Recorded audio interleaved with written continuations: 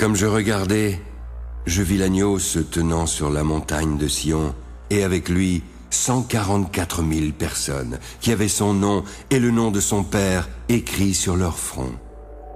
J'entendis du ciel une voix comme un bruit de grosses eaux, comme le bruit d'un grand tonnerre. La voix que j'entendis était comme celle de joueurs de harpe jouant de leur harpe.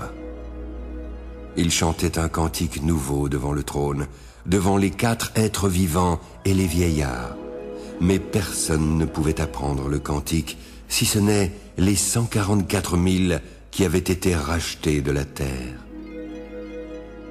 Ce sont ceux qui ne se sont pas souillés avec des femmes, car ils sont vierges. Ils suivent l'agneau partout où il va. Ils ont été rachetés d'entre les hommes, comme des prémices pour Dieu et pour l'agneau. Dans leur bouche, il ne s'est point trouvé de mensonge, car ils sont irrépréhensibles. Je vis un autre ange qui volait par le milieu du ciel. Il avait un évangile éternel pour l'annoncer aux habitants de la terre, à toute nation, à toute tribu, à toute langue et à tout peuple. Il disait d'une voix forte: Craignez Dieu et donnez-lui gloire, car l'heure de son jugement est venue.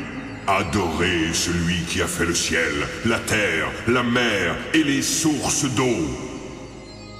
Un second ange suivit en disant: Elle est tombée, Babylone la grande, qui a abreuvé toutes les nations du vin de la fureur de son impudicité.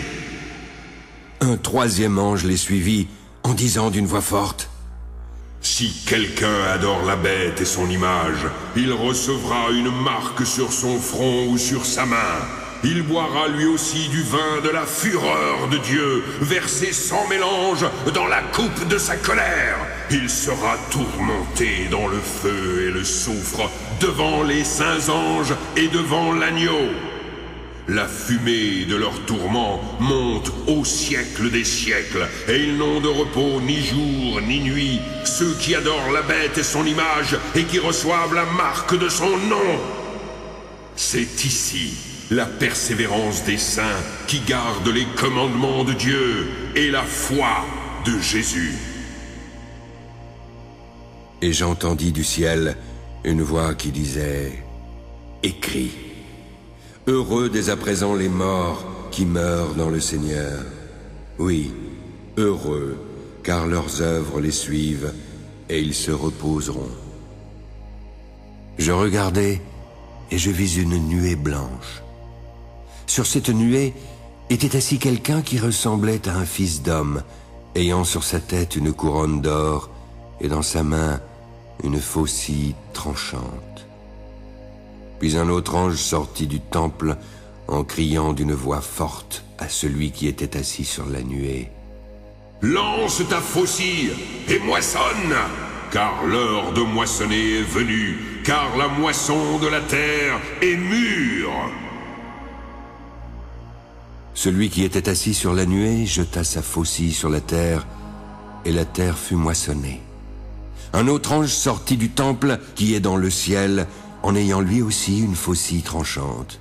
Et un autre ange, qui avait autorité sur le feu, sortit de l'autel et s'adressa d'une voix forte à celui qui avait la faucille tranchante, en disant: Lance ta faucille tranchante et vendange les grappes de la vigne de la terre, car les raisins de la terre sont mûrs. Et l'ange jeta sa faucille sur la terre. Il vendangea la vigne de la terre et jeta la vendange dans la grande cuve de la colère de Dieu.